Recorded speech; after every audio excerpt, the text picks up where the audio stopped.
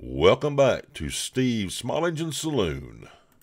I have had tons of small engine mechanics say this to me over the years. Even automotive mechanics are going to agree with me on this one. So here's the situation. Your riding lawnmower's battery is dead. You just want to get your trusty jumper cables out and jump it off your vehicle. First of all, yes, you can absolutely do that safely, providing you remember this one tip that I'm about to show you.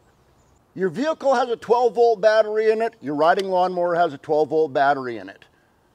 Now, here is where a lot of people go wrong. You got your jumper cables hooked up, and you have your engine running on your vehicle. You jump it, and you start the riding lawnmower.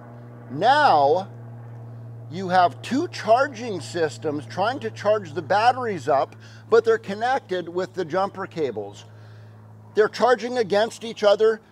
The alternator in most vehicles is somewhere around 100 amp charging system, depending on your vehicle, of course. Riding lawnmowers, right around 15 amp, something like that. The alternator charging system in the riding lawnmower is way weaker. So what do you think is going to happen here? Two charging systems charging against each other. The weakest charging system is going to suffer some kind of abuse, especially if you do this over and over again. The solution is simple.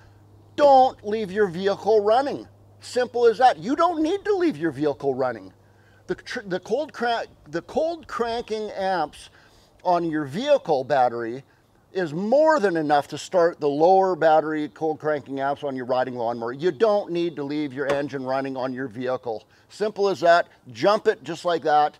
Unhook the battery cables. Carry on, go mow your grass. I hope I saved somebody some money in the future with this little tip. Steve, out.